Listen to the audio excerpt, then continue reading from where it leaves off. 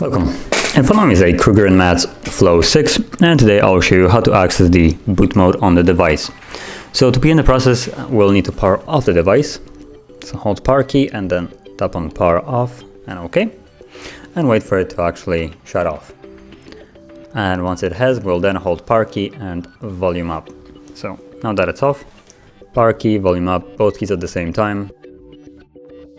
And we should see the boot mode soon. There it is. So from here, you can access the recovery mode, fast boot mode, or just reboot the device back into the Android. And to navigate, you will use volume up, as so.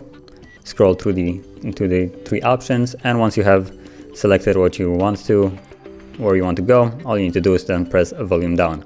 So I'm gonna use the normal boot, which will take me back to the Android, and confirm with volume down.